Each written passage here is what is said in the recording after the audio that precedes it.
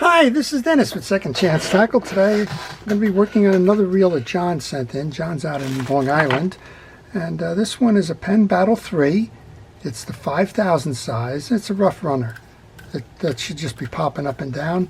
And John has included an axle shaft. Tells me he thinks that might be it. Well, I think he might be right on that one. And well, we're going to see. Looks like John got a little bit of a start on it maybe, but we're going to finish it for him. And well, we'll see what's going on here. The axle shafts, how do they bend? Well, they bend usually at the top of the stroke when you're fighting something. And well, usually what happens is your axle shaft gets up here. You've got a lot of tension on the line, and well, it just causes it to bend. Now, those are pretty hardy axles there, so it may not be that, but we're gonna take it on John's word. He asked me if I could install that and if I could service the reels, so that's what we're going to do today. Well, while we're taking off the exterior parts to figure out what in the world's going on with this reel, I want to encourage you to subscribe to my channel. If you like reel repair, if you like to understand how reels are serviced, if you like to just understand reels in general, or the manufacturers, or the things that are done as part of the service, well, that's kind of what this is all about. And well, I want to encourage you to subscribe to learn more. That's kind of what I'm doing here. I'm trying to transfer what I know about fishing reels so that you can know about them, and well, you can keep your reels fishing for a long time to come. Now, not all reels are repairable. Another one that John just sent in went overboard, had some saltwater damage in it, and well, it just became too expensive to repair. I don't want to say it couldn't be repaired, but it would be very expensive, more than the reel cost to fix that reel. But if you keep these reels clean, if you service them after the day's journey on the water, even if it went overboard, if you flush that reel out right away, you got a good chance that you can prevent the damage, or at least limit the damage, until you have a chance to put it on the bench, and we'll figure out exactly what's going on. That's what we're going to do here. We're going to just try and figure out what's going on with this reel. We're removing the side plate and the screws. You saw me take off the bump guard below. That was here. And now we're taking the four screws that hold the side plate off. These are Phillips head screws. So the number one driver seems to always work with this one. And these screws typically will have a little transparent washer on the back end of it to try and keep water out of the main body. And with John, John's out on Long Island. What a great place to go fishing. You have the bay side of it. You got the North Shore for scup and porgy. You got the South Shore for, well, in the summertime, summer flounder or fluke, or if you like the striped bass, bluefish. You get all kinds of great species there. And of course, those of you that get the news feeds, well, you usually think jaws, and you usually think sharks, and well, there's usually enough pictures over the course of the summer about a big shark near the beach that you need to be aware of if you're going swimming out that way. All right, the four screws are out. This side plate should come off now.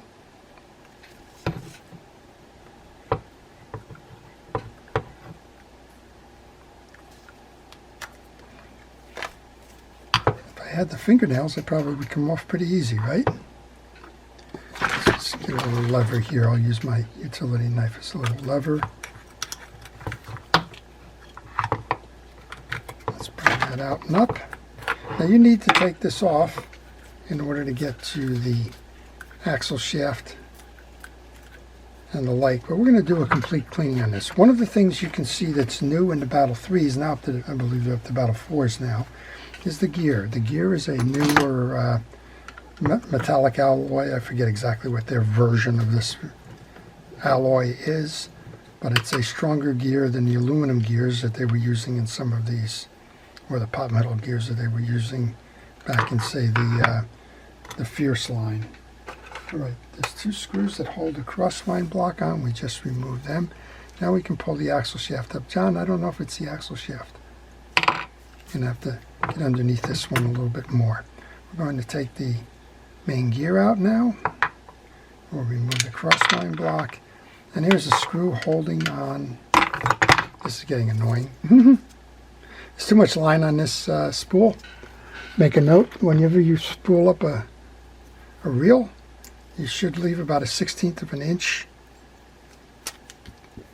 beneath where that taper goes on the spool. This one's right to the brim. All that usually causes is wind knots and things like that. All right, a little bit of cleanup time while we're doing this.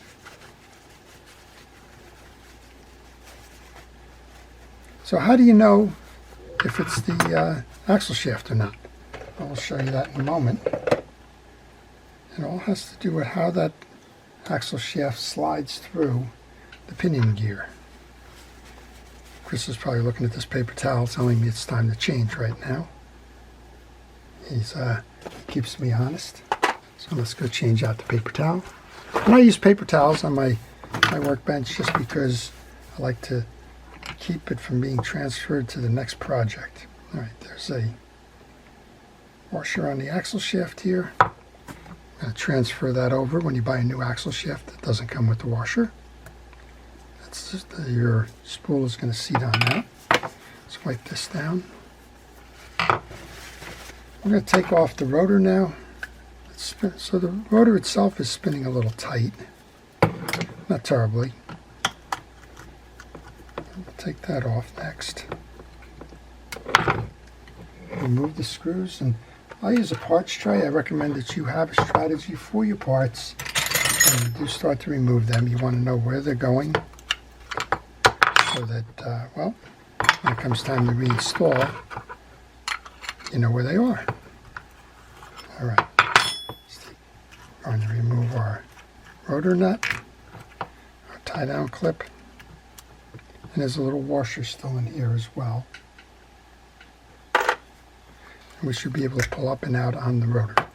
This one has a secondary AR backup that has a primary in here. We'll show you that in a moment. It has a secondary. When you're going forward, you're fine. When you go backwards, well, that should pop out. And it's not popping out. So we probably have an issue here with the way this is set. Yeah, we don't have the spring for this. Not sure where that went. But there should be an eccentric spring on here.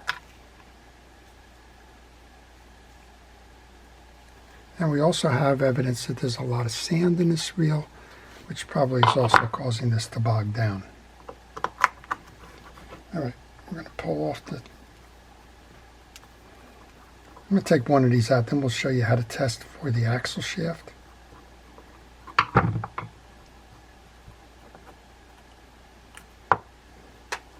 When you test an axle shaft, this is the place where it will bind if it is bent inside.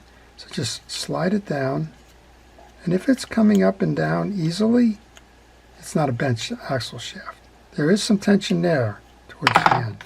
So just compare it to the new one that you have. All right, well, this one's moving freer. So I'll go with John's thoughts about that being an issue. Right now we have a bit of an issue with a secondary anti-reverse that we're going to probably have to deal with. Have to go get the part. Let's do a cleanup in aisle 7, and let's examine the rest of the pieces and parts. You don't want to go and order something right now, only to find out that you need something else when you go down the checklist. All right, those go into my parts tray. I'm going to take out the whole bearing and pinion assembly next. Then we're going to flush this case, get that sand off of there, clean up the internal grease. We'll get this all back together again, and then, well, we're going to have to order that secondary spring. Okay, that's going to go in a separate spot. Let's get some of these pieces off the desk here.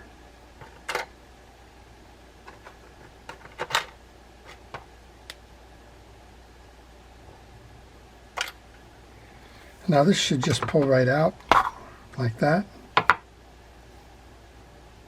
And you can see we got some rust going on in here as well. It's old and dirty.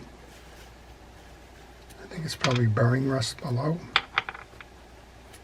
That's a steel collar on the bearing. Yeah. So that's why this one isn't running. This is frozen solid. So that one's going to need a bearing as well. So that's my point. Before, don't rush out and order something when we find out you need something else. How do you get that bearing off when it's rusted? Well, those of you that watch these things and say, I always learn something new, here's something that I do.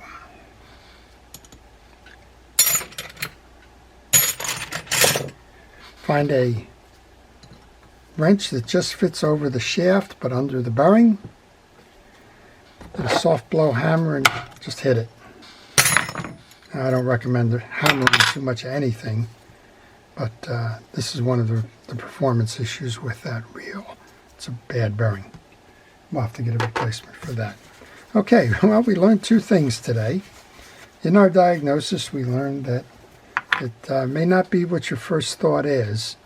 And, well, John's first thought is the axle. Actually, it turned out to be the bearing inside. And then the other thing we learned is that you need some preventative care here. Something went wrong with this. Somewhere along the line, probably with the sand, something got underneath the spring that belongs on your eccentric, belongs under here. And when that got under there, it probably got curled up, and that's probably what started some of this reaction here. All right, well, I can't do any more on this video. What I can do is go order the pieces and parts. I'm going to do a couple of other things here from a diagnosis standpoint when we go off camera. Of course, I want to make sure this bearing works. We may need to replace all of them. Probably is a prudent thing to do. If the first one went bad, chances are that the second one isn't any better. Now these are shielded, they're not sealed. So a lot of times this just has a rubber internal to it.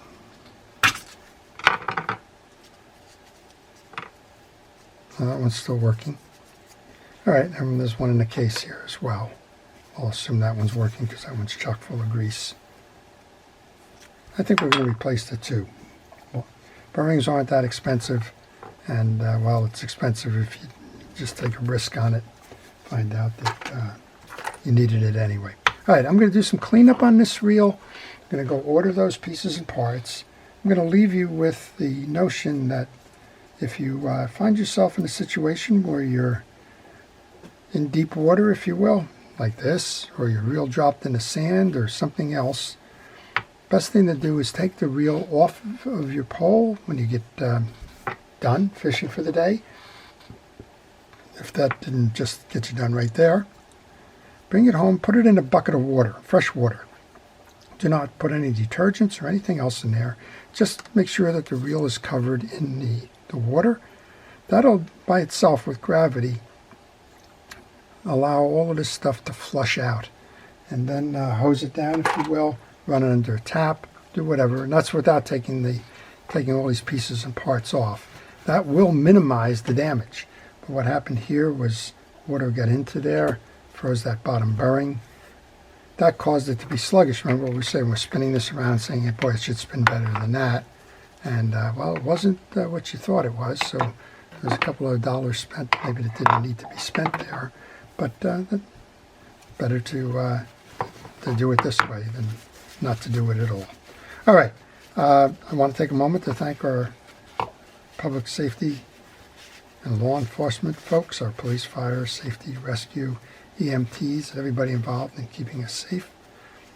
I admire your dedication to service and task, and the effort you put in and day out to keep us safe. I want to thank everybody that's been watching the channel. I want to encourage you to subscribe, and if you do subscribe, please use that notification button. That notification button will let you know what I'm posting, when I'm posting it, and well, you can make a decision as to whether that's something you want to learn about. For now, this is Dennis with Second Chance Tackle, wishing everybody a great time on the water, fantastic fishing, and a fun day.